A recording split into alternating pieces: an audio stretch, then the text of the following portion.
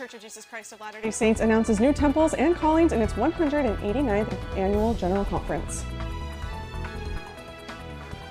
The University of Utah's shooter's wife, Kathleen Bounton, appears in court today. They're being just turned out into our country. 125,000 of them so far this year. It's overwhelming our system. Utah Senator Mitt Romney with President Trump on immigration and those seeking asylum here in the United States. Welcome to Newsline. It's Monday, April 8th. I'm Madeline Rubber. And I'm Paula Kiko Chandler. Senator Mitt Romney, who has often been critical of the president, says he agrees with President Trump on the alleged crisis at the border on NBC's Meet the Press. Newsline reporter Lauren Neff has the latest. Lauren, what exactly did Romney say? Well, Romney made several comments about the quote-unquote moronic actions of Democratic legislators, but he also focused majorly on asylum reform. And they say the magic word, I'm seeking asylum. Utah Senator Mitt Romney caused a stir on NBC's Meet the Press on Sunday when he said he agreed with President Trump. The longtime Trump critic was asked to comment on controversial statements made by President Trump when he visited the border last Friday. Our country is full, our area is full, the sector is full. Can't take you anymore, I'm sorry. Romney says that the past few weeks have shown that the U.S. needs to change its asylum policy. They're being just turned out into our country. 125,000 of them so far this year. It's overwhelming our system. We have got to be able to deal with this in a way. It's going to take some legislation to get it fixed. The interview didn't stop at immigration. They also tackled Trump's tax returns. Romney says he would still like for President Trump to release them, but quickly shifted to bashing Democratic legislators. Going after his tax returns through a legislative action is moronic. That's not going to happen. The Green New Deal, all these candidates out there talking about getting rid of Obamacare and traditional health care and putting in place Medicare, these things are just non-starters. Romney and Trump do disagree on one point. Trump wants to scrap the asylum system altogether, while Romney suggests instituting an E-Verify system. So, Lauren, now that we're talking about Trump, what's the latest update on his taxes? Well, he still insists that he is not going to submit them. He says that the law is on his side, but the House Ways and Means Committee just submitted a formal request for his tax returns, so he's going to have to respond to that in the next couple of days. Thanks, Lauren. Thank you so much, Paula Kiko. The woman involved with the 2017 shooting and death of University of Utah student Chow Wei-Gao is in court today. Kathleen Elizabeth R. Butane, wife of Austin Butane, who pled guilty nearly 1 year after the shooting, is now in court for her hearing. She is in court on counts of theft the night of the shooting, where she supposedly acted as her husband's accomplice. A woman in Duchesne receives her sentence today after shooting her boyfriend. Stephanie Dawn Payan is expected to appear before a judge and be sentenced for manslaughter. She was arrested and booked into Duchesne County Jail early August of 2017 for domestic violence and shooting her 51-year-old boyfriend, Guy Wells Macomb, in the back on her own in front of her daughters as her daughter watched. Payan's court sentence takes place today in Duchesne at 3 p.m. There weren't many big changes announced in the Church of Jesus Christ of Latter-day Saints 189th General Conference compared to the last one. That's right. We've got team coverage from Kelsey Carlson on what was announced during Sunday's session, but first we'll go to Mary Wall with more on Sunday's session. Mary, how many temples were announced? Well, Maddie, during the Sunday afternoon session, the prophet of the church announced 8 new temples to be built around the world. We're pleased to announce plans to construct more temples to be built. The Church of Jesus Christ announced 8 new temples around the world, including American Samoa, Okinawa, Tonga, Tooele Valley, Utah, Washington, Honduras, Chile, and Hungary. The church currently has 162 temples around the world and 17, soon to be 18, temples in the state of Utah. 3 temples in the state of Utah will be going under renovation in coming years. Church members feel excited about the new temple locations. I'm so glad I can express the happiness in my heart, deeply in my heart. Thank God, thank our Heavenly Father for this great blessing that the temples can come to American Samoa. Church is trying to get the temples out to as many people as possible so they don't have to travel as far. I think it's amazing. Thousands of church members from all around the world attended conference to hear the announcements. This conference center seats 21,000 people, and this general conference session was broadcast to more than 7,400 buildings across the world. Among the announcement of the new temples, the church also released a website. Temples.churchofjesuschrist.org contains information about their temples, and they recommend that families prepare for the temple in their homes. Vital temple preparation classes occur in our homes. Church members are grateful for the opportunity to have access to more temples. Continue on to bless other lives in this great work of God. One of the temples with planned renovations is the Salt Lake Temple. This will include a renovation to the Temple Square area surrounding it. The full plans will be announced on Friday, April 19th. Back to you. Thanks, Mary. The Saturday afternoon session of the conference came with news of some new members to the Church's general authorities. Reporter Kelsey Carlson was there. Kelsey, who was called? Yeah, so the Saturday afternoon session of conference started with many new general authorities, including a new Sunday school general presidency. President Dallin H. Oaks announced the new Sunday School General Presidency and 10 new General Authority 70s and 55 Area 70s. We now invite the new General Authority 70s and the new Sunday School General Presidency to take their seats. The new Sunday School Presidency replaces Tad R. Callister, Devin G. Durant, and Brian K. Ashton, who have served in their positions for 5 years. Mark L. Pace is now president with Milton Camargo and Jan E. Newman as counselors. The Sunday School General Presidency is in charge of all Sunday School-related business, which is a class held bi-monthly for church members 12 and up. The first African-American general authority in the church's history was also called during the session. Peter M. Johnson, former BYU professor, will be a member of the General Authority 70. BYU Idaho's President Henry J. Eyring was also called. His calling is not expected to interfere with his responsibilities as president of the Idaho School. Former BYU running back Vi Sakema was also sustained as an Area 70. Members of the church raised their arms to show their support of their new leaders. I don't know what I'd do with my life if it wasn't for the Church of Jesus Christ of Latter-day Saints. The Saturday session of conference included messages on faith, hope, and gave members counsel. The final session of the day ended with Prophet Russell M. Nelson telling the men of the church to repent and focus on self-improvement. Those in attendance felt strongly about the messages shared. But everybody, I'm sure, is going to find something in this conference that's going to impact them personally. A total of 5 sessions of General Conference were held this weekend, including one directed at the men of the Church of Jesus Christ of Latter-day Saints. Recordings of each of the sessions can be found on the church's new website, churchofjesuschrist.org. Fire officials reported a large multi-vehicle crash in Layton yesterday afternoon, and 4 adults were taken to the McKay-D Hospital in Ogden. 2 of them had serious but stable injuries, while the other 2 took on minor injuries. The crash closed Highway 89 near milepost 401, but northbound and southbound lanes reopened shortly after. A man is in recovery today after shooting himself in the head in an officer-involved incident in Duchesne.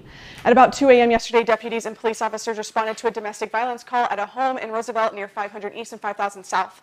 Officers tried to detain the suspect when he loaded his gun and began to raise it. One of the deputies fired 2 rounds in response, and as the deputy was firing, the suspect shot himself in the head.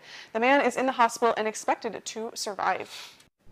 3 people were arrested Tuesday on multiple charges after Heber City police officers responded to a call about a possible DUI driver. After further investigation, Kim Cooch, Diana Gustamentes, and Santiago Ramos were arrested for multiple charges, including possession of methamphetamine, heroin, marijuana, and a stolen vehicle. Delta Airlines ranks as the best airline in the country according to a new study. Hello, welcome aboard, and thanks for flying with Delta. The airline quality rating released today looked at 2018 data from mishandled baggage and complaints to an on-time performance and overbooking. Last year, Delta ranked number 2 behind Alaska Airlines, but this year Alaska fell to number 4 as Delta pulled to number 1. No surprise to a lot of people, however, that Frontier Airlines ranked dead last. A report from Wallet Hub ranked Utah as the 2nd least stressed state in the country. NewsLine reporter Lauren Schofield will give us the details. So Lauren, how did Wallet Hub measure Utah as the least stressed state? Wallet Hub used 40 different metrics to measure stress in each state. The metrics included the average hours worked every week and the amount of sleep that people get. Stress affects everyone, and apparently where you live can also affect your stress levels. Millennials are the most stressed generation with the highest average stress levels. Let's take a look at how people in Utah deal with stress. I think it's just the outdoors, how easy it is to go to a mountain or a lake or a river. Utah residents think that Utah is the second least stressed state because of all the outdoor opportunities it offers.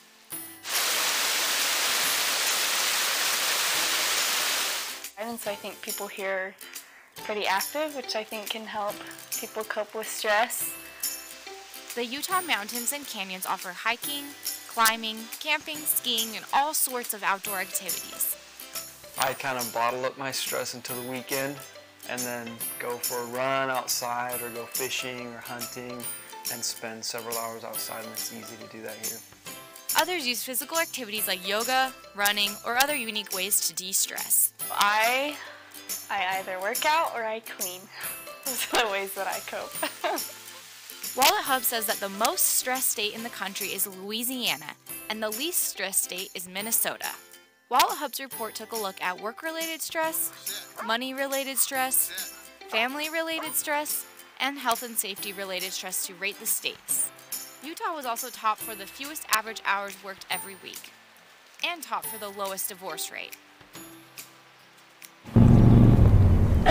Utah has decreased in stress over the years, moving up from the third least stressed state last year to second this year. So if you're thinking of moving out to Utah, moving away from Utah, you'd better think twice. This is Lauren Schofield reporting for Newsline. Back to you. Thanks, Lauren. Another member of the Trump administration resigns. But right now we have an emergency on our hands. We need to treat it as such. Find out why the Department of Homeland Security Secretary did not fight to keep her job. Florida snake hunters captured the biggest python ever found in Florida. Find out how long the python is and how much it weighs. It will now be easier to go to the restroom at one of Disneyland's parks. Find out what park is introducing bathroom passes. Floods, winds, and even tornadoes. One state got hit hard. Where the storms hit and how intense the damage is.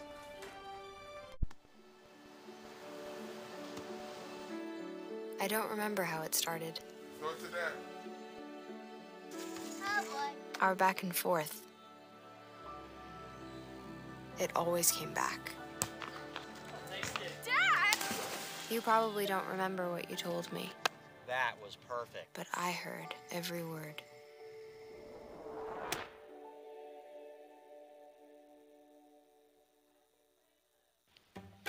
What's Beethoven's favorite fruit? Banana. How does a tissue dance? Put a little boogie on it.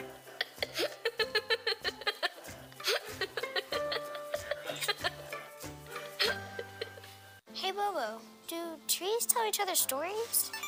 I'm sorry. I'm afraid I don't know that. Hey, why don't we go find out? Listen.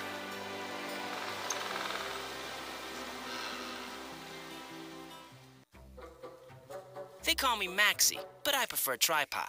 I was your above-average four-legged homie, and then wham-bam minivan. Some people pity me. Now that's lame. I still run, fetch, and swim. And the ladies love me. I'm the ultimate wingman. Just don't ask me to high-five.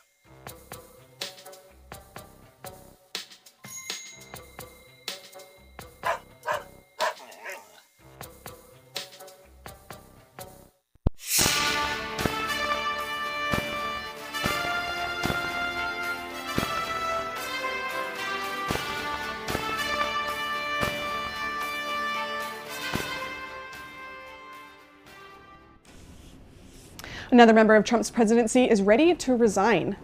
Secretary of Homeland Security Kristen Nielsen announced yesterday that she is resigning. According to sources close to Nielsen, the past few months she has been bearing the brunt of the president's anger on the border and what he sees as a broken immigration system. Well, he's asking for the department to do things that violate the law. He's more and more pressing for actions at the border that don't respect our treaty obligations, our domestic statutes on how we treat people seeking asylum. Democrats, including Delaware Senator Chris Coons, put Trump under fire, as well as Nielsen, for not strengthening the border or the security of the country. Coons says Kristen will instead be remembered for implementing a cruel policy of forcibly separating parents and children. An American tourist and her tour guide are safe after being kidnapped in Uganda. Kimberly Endicott and her tour guide were abducted in Uganda's Queen Elizabeth National Park. Ugandan police said an armed gang kidnapped them at gunpoint and demanded a $500,000 ransom. Police would not offer the money, but a source says touring company Wild Frontiers paid the ransom. The kidnappers ran away when police and soldiers moved into the rescue. The woman arrested for allegedly breaching security at President Trump's Mar-a-Lago resort is expected to appear in court today. Yu Jingzhang is scheduled to have a detention hearing in West Palm Beach. Authorities allege Zhang was carrying Chinese passports as well as a flash drive containing malware. When she was discovered at Mar-a-Lago, she was charged with making false statements to a federal officer and entering a restricted area. Florida scientists make an historic capture.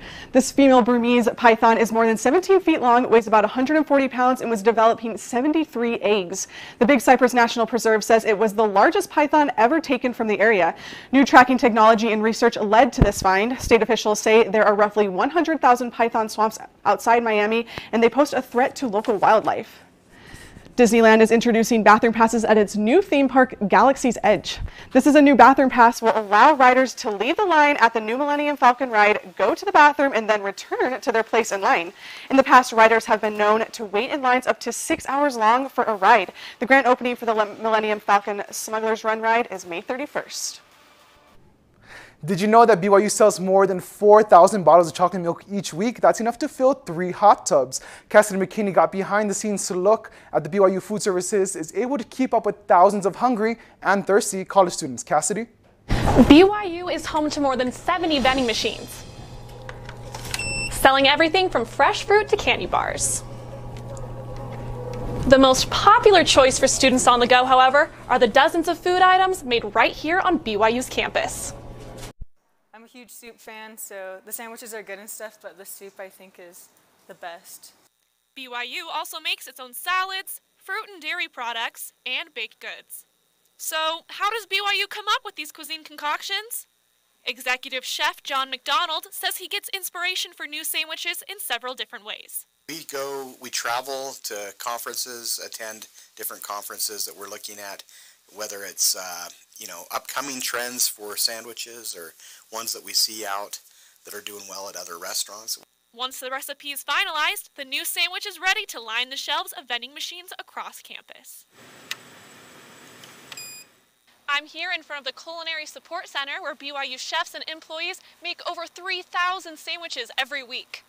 Each week, the Culinary Support Center pumps out 1,500 pounds of brownies, 6,000 bagels, and 500 servings of sweetbread.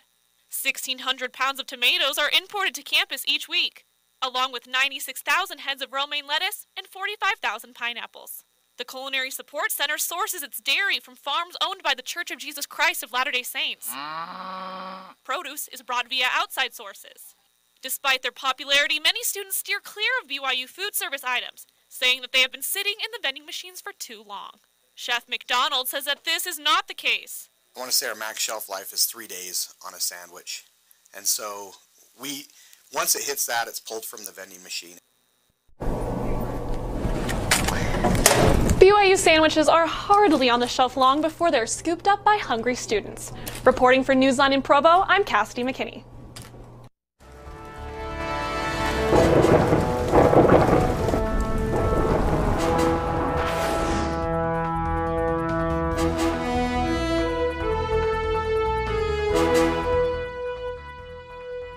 They say everything's big in Texas. That apparently includes their storms. A tornado touched down in the big state, leaving destruction in its wake. National Weather Service ranked it as an EF1, which means it's reached up to 110 miles per hour. The tornado threw tree limbs, roofs, porches, and trampolines.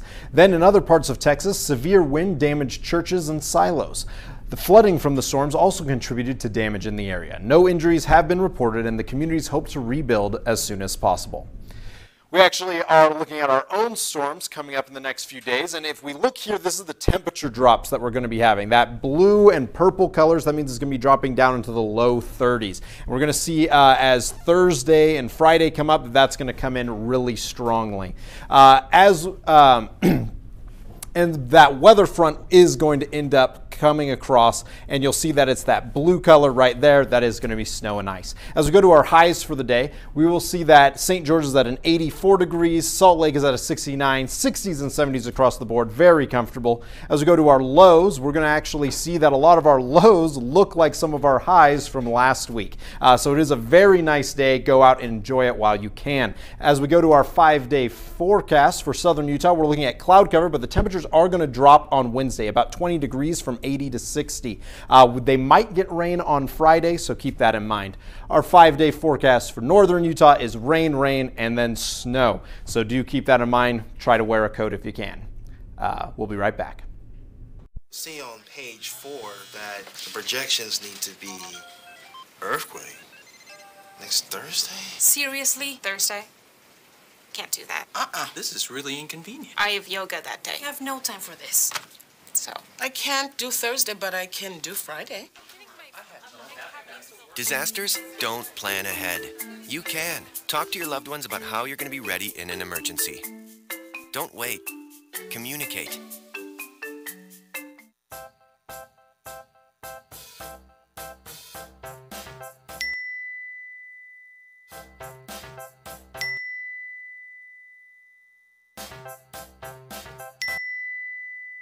Planning the right amount of food is hard.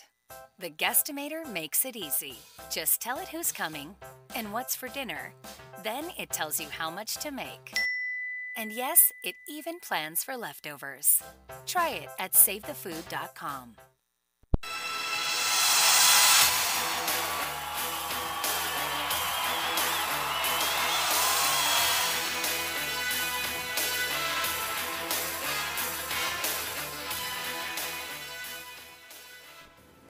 The Utah Jazz traveled out to LA last night to face the Los Angeles Lakers. Despite big names like LeBron James, Brandon Ingram, and Kyle Kuzma not playing, the Lakers were able to take one on their home court. The Lakers shot over 50% from the field and out-rebounded the Jazz as well. The Jazz came into this game hot, winning their last 7 straight. Utah currently sits comfortable at the 5th seed in the Western Conference, 2 full games ahead of the 6th-seeded Thunder.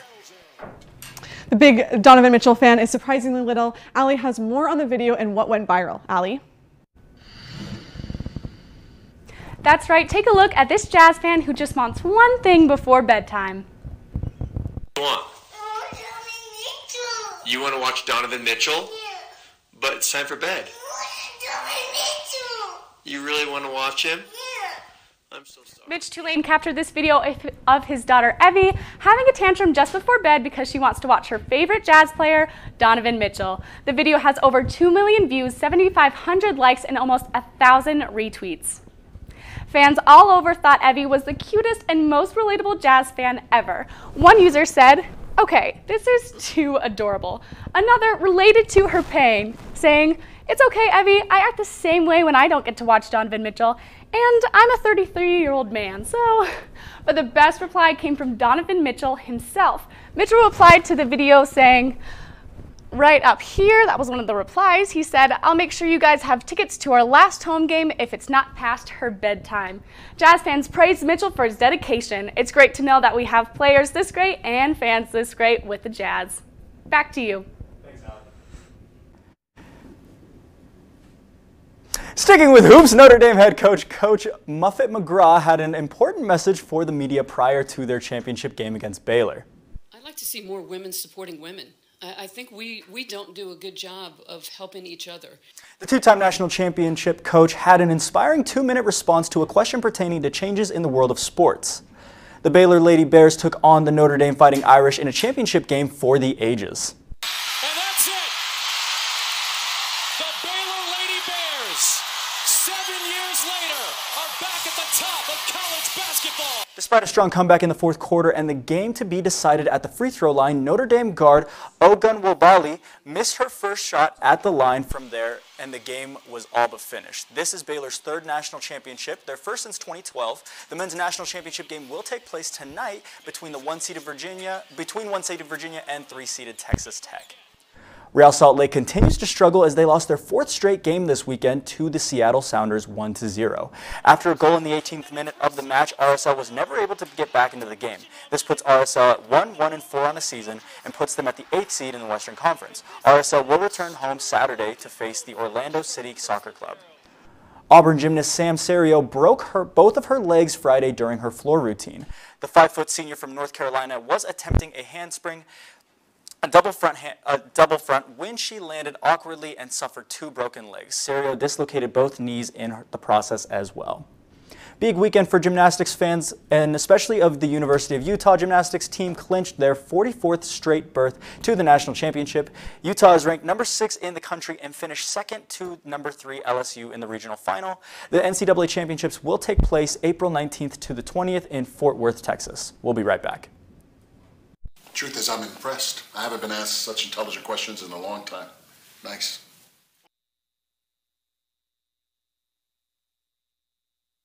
These are cool. Did you, what did you...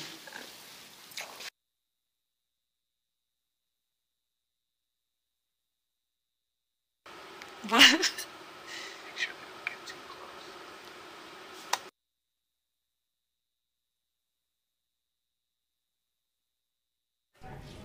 Heinz has done it again. The company is out with another condiment mashup, this time ketchup ranch dressing.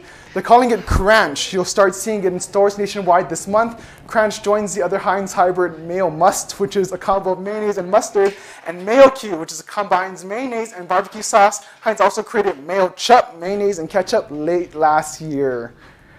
They're all just trying to copy fry sauce. Utah's fry sauce, that's the OG. We started it here.